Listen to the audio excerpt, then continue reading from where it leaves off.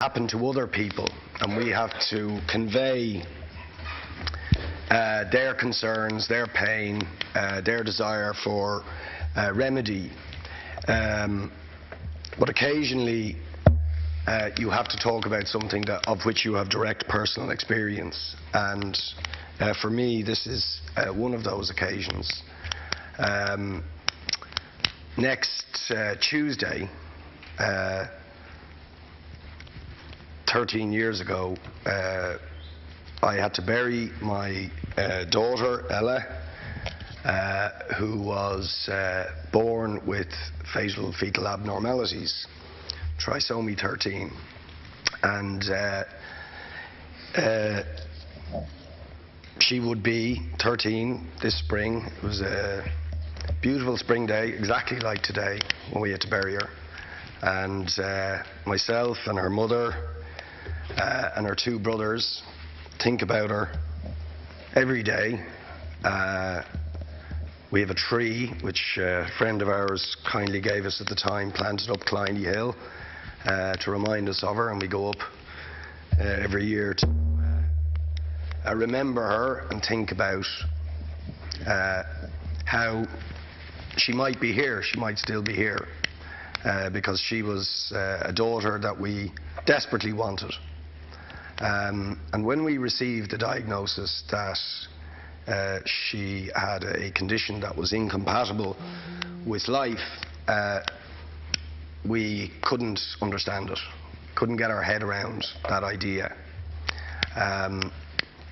And we went to the ends of the earth, from geneticists to doctors, first opinions, second opinions, third opinions, looking for alternative, if alternative medicine had some different perspective. We looked in every possible direction to cling on to the hope that she might live. But there was no doubt about it. It was an absolute certainty that she would not live because she had a condition that was incompatible with life. And that makes this situation that we're talking about completely unique. It has nothing to do with the right to life, because you cannot protect a life when we are talking about a condition that is incompatible with life. It can't be protected, and that is the point of this bill. That's why the Constitution does not apply. The constitutional protection to life does not apply, because this is a life that cannot be saved. Setting aside all the debates and disputes about life and choice and all the rest of it, this is a life that cannot be saved. And even though this is a life which the parents want desperately to be saved. And so the issue of misdiagnosis doesn't come into it, because in these circumstances, the parents will go to the ends of the earth. We don't even need the safeguard that is in this bill of 2 doctors, because I can guarantee you that every parent in this situation won't go to 2 doctors. They'll go to 3, 4, 5, 6.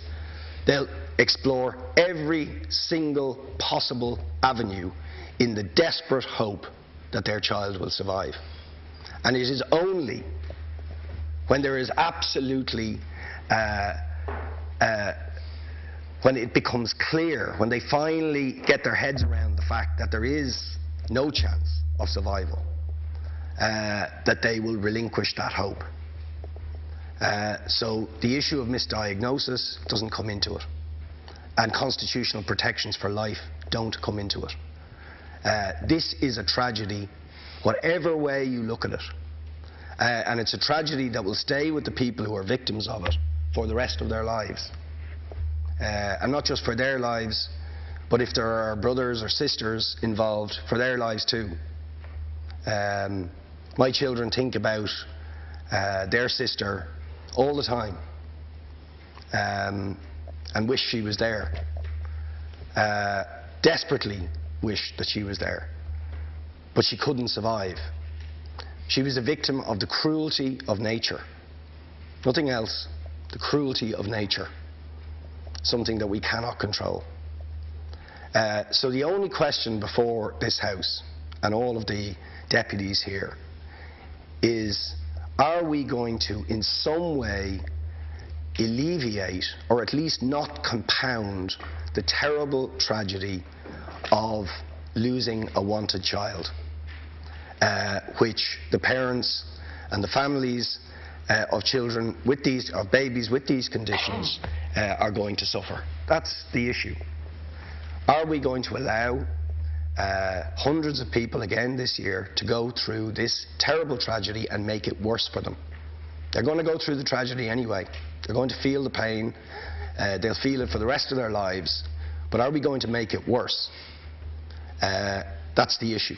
And it is within the power of the people in this room to ensure that it is not made worse. This morning in Holles Street, there is a very good chance, or in the Rotunda, that there is another couple who are getting this news. And they will be devastated, utterly devastated. And they will explore every single option in the desperate hope that the news they've been given by the doctors is not true. And then they, when they receive that news, the least we can do is to ensure that they have the right to decide how an inevitable ending of life occurs, and whether they will have all the support and comfort and backup that we can give them in a situation where a tragedy is inevitable. And that's the choice. That is the choice. Can you conclude, Deputy that you have. So I would appeal to the deputies next Tuesday.